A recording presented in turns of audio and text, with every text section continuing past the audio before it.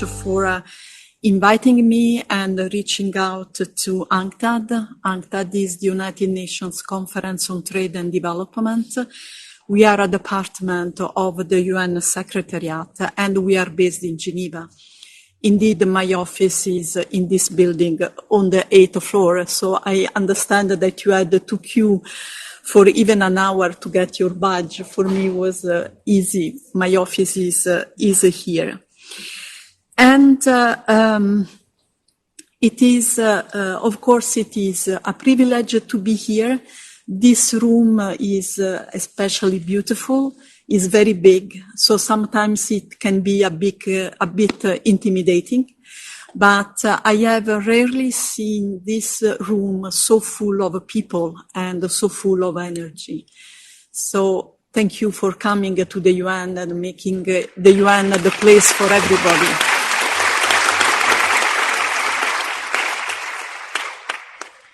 I think we heard a very, very touching and inspiring speech from our very young speaker. And so it's a bit difficult for me to follow up after so many inspiring words, and also after listening to such first-hand experience. But what I would like to talk to you about is something that don't take it as a depressing intervention. I will speak about the specific impact of the COVID-19 pandemic and of the ongoing war on women. This is not, I think Kristin mentioned in her intervention, hope for the future. So my intervention is not to put the hopes down. On the contrary, we believe that in order to find the solutions, we have to identify what are the specific difficulties that women face. This is the first step to move ahead with the solutions. So we know that both men and women have been very much impacted by the pandemic. The pandemic has created a lot of suffering and a lot of difficulties. And the same is for the ongoing war. So I would like to go briefly through the specific difficulties faced by women. I am not referring to women in a specific country. When I will talk about the world, I will not talk specifically to Ukrainian women, is more women in developing countries in general. So if we could kindly move to next slide. Okay. So we know that the number of women living in extreme poverty will increase this year. And the approximate number is almost 400 million. And these women live, in particular, in sub-Saharan Africa and in Central and Southern Asia. So a concentration of poverty, of women's poverty in specific developing regions. Now, through our analysis in UNCTAD, we have singled out 6 reasons for which that can explain why women have been particularly affected by the pandemic. So we single out the 6. It doesn't mean that there are no additional reasons, but let's say that according to our analysis, these are the main reasons. So let me start with temporary employment. We know that women are particularly employed in the kind of casual part-time jobs. And we know that across the world, women represent less than 40% of the overall employment, but they represent almost 60% of those working on a part-time basis. And when the crisis struck, the first ones to go, the first workers that are dismissed, are those who are in this kind of a precarious employment situation, while highly skilled employees and employees with more stable kind of contracts are tend to be retained. Second reason, informal employment. We know that women are highly employed in the informal sector. This means they don't have a formal contract with their employers, and this means that in most cases they don't exist. So when by and large, all countries put forward the measures to support the economy and the people to shoulder the shortcomings of the health crisis. Those who were in the informal sector were outside of the rescue packages because somehow they don't exist. They are not in the statistics. And so many women didn't benefit from the support that were offered, that were made available by their governments. And indeed, according to data, the income of women working in the informal economy fell by around 60% during the first month of the pandemic. So we are talking about March, April, May of 2020. Next slide, please. Let's look at additional reasons. The female-dominated sectors. The sectors where women work have been particularly affected by the pandemic and by the measures put in place to stop the spreading of the pandemic. So, social distance measures and travel restrictions. Now, we know that while men work in many sectors and occupations, women are much more concentrated in specific sectors of the economy. So women are very much active, for instance, in tourism, in the tourism sector, in hospitality, so restaurants, hotels, and in retail trade. And these were exactly the sectors really badly impacted by the restriction measures put in place to stop the spreading of the pandemic. We know that the services sector in 2020 declined by 16.5%, much more than the decline faced by trading goods. Let's move to the micro, small, medium size enterprises. We know that these enterprises are very important worldwide, but they are particularly important in developing countries because they provide employment. And they provide especially employment to women. We know that 1/3 of formal micro, small, and medium-sized enterprises are fully or partially owned by women. Now, what happened during the pandemic is that there was, of course, all these enterprises faced a number of problems. They didn't have buyers, they couldn't get the inputs they needed.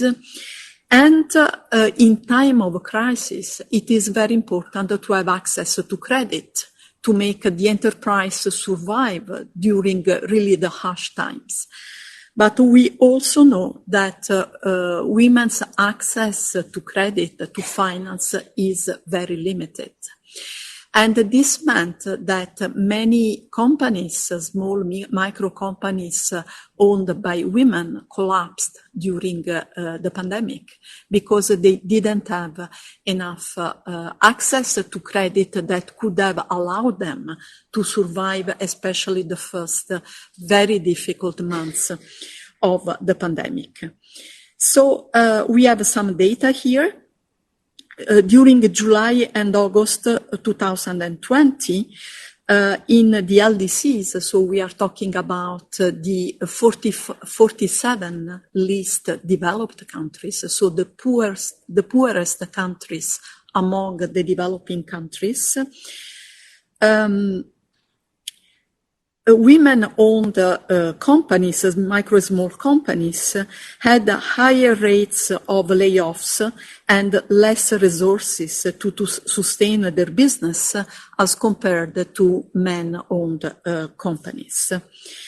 There was a survey carried out in May 2020 for companies based in Asia and in Oceania, and 22% of women-owned small and micro companies closed, as compared to 16% of those owned by men.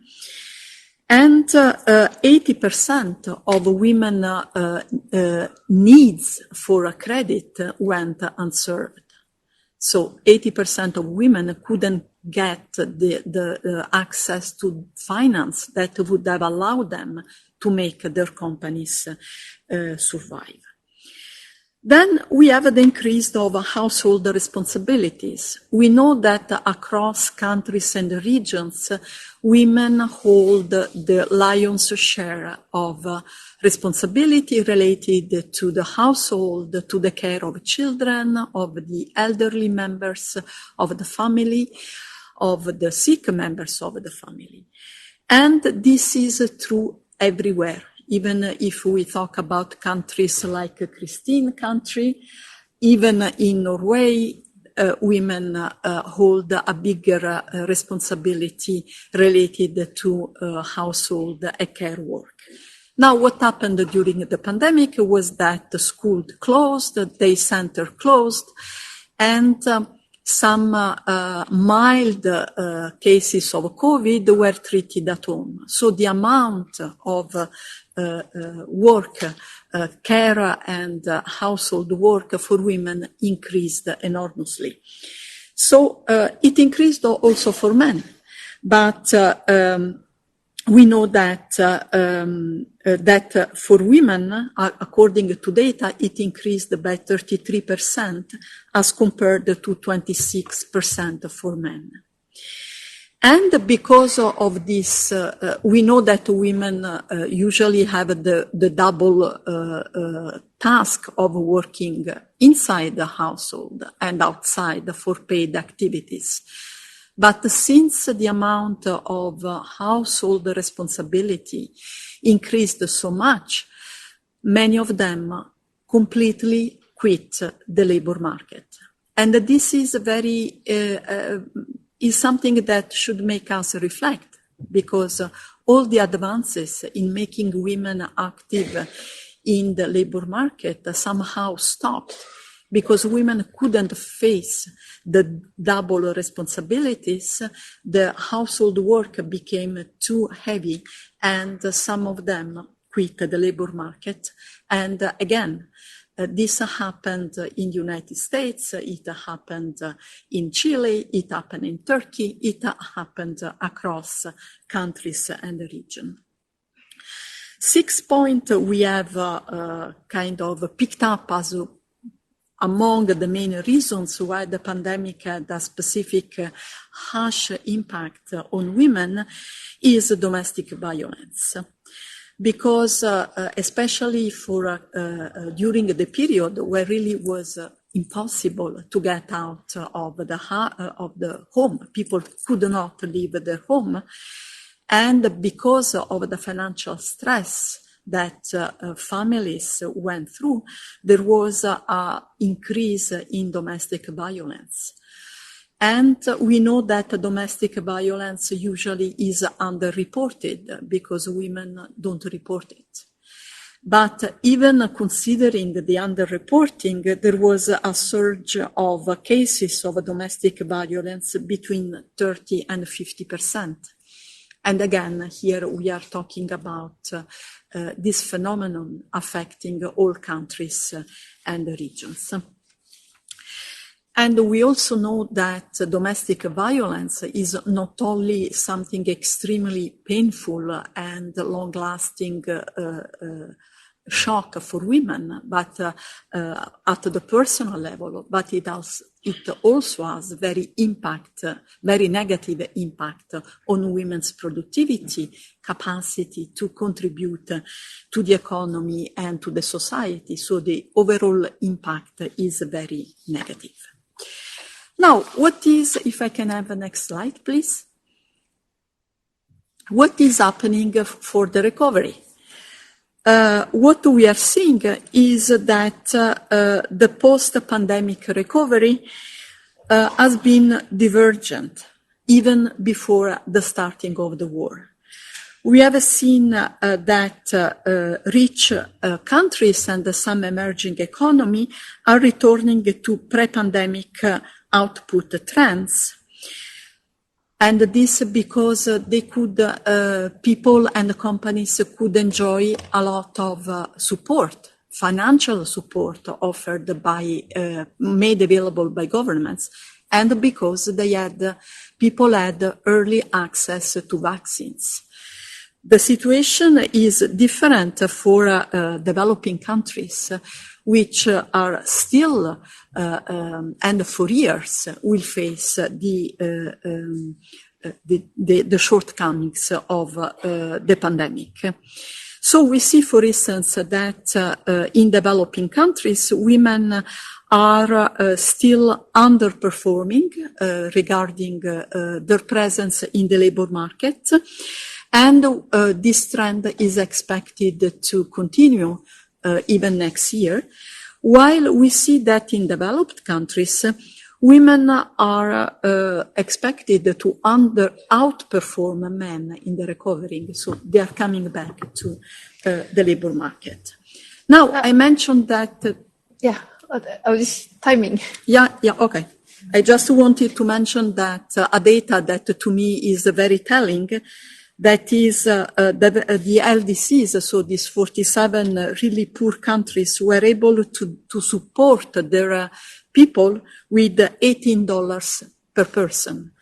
The developed countries were able to support their people with $1,365 per person. So then you can see, you cannot be surprised of the difference and the outcome. Now, very quickly, let me go through moving to the war. This other, if I can have a next slide, please. This is the other shock the people are going through. As I said, I am not here talking about women in Ukraine. I know that there are people from Ukraine who can talk about it much better than me. Here we did an analysis about the impact of the war on women in developing countries in general. And we saw that because of the war, the prices of food, agricultural products, and agricultural inputs are going up. And this has a negative repercussion on women's capacity to provide food for the household. We know that women are mainly responsible for the well-being of the household, including nutrition. And we also know that this lack of inputs, agricultural inputs, make it difficult for them to produce, to be efficient farmers, and to have enough food for the household. The same goes for very high energy prices or the unavailability of energy prices. And this again has a specific, is bad for everybody, of course, but has a specific negative impacts on women in developing countries, because again, women are responsible for fulfilling the energy needs of the household. So if there is no, for instance, no electricity, then they have to go out to fetch woods or other sources of energy. These inefficient sources of energy using for cooking or for heating can have, and is proved that has severe health impacts on women who are in the household, but cooking, but also children who spend a lot of time, small children in the household. And finally, the inability to run micro enterprises that, for instance, food preparation or textile, small-scale textile work, this is done at home.